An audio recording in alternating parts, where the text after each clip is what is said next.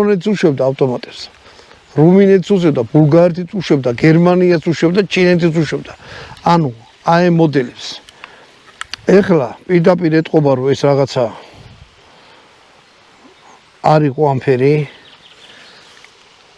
ნუ კომერციული მიზნით არის გაკეთებული. ნახე რომ ავტომატური იარაღია. კალაშნიკოვს გავს ძალიან მაგრად. ანუ მოდი ეგრე ვთქვათ რა კალაშნიკოვია სუფთა. არანაირი სხვა დეტალი და რაღაც უცნაურობა ამას არ აქვს. რო შეხედოთ, აი შეხედეთ. თვითონ ხელშიც ისე იგრძნობა. თუ ეს არის ამოღებული შენახვიდან იქნება საბრძოლო. აი ეს ყუთი რაზეც არის აწყობილი, ეთყობა რომ საბრძოლო, აი მოდი შუზე გამოვიტანოთ, აი ორი ციფრი აწერია აი აქ. ანუ ეს იყო ჩამოსულიყო და ავტომატურზე ესროლა, ამაზე გააჩერებდი და ისოდა სათითაოდ. ნახოთ ავტომატური კეთდებოდა. რახან ეს ციფრები აწერია, მე აქედან ბარბაცა გამოცილი გადაკეთებულია.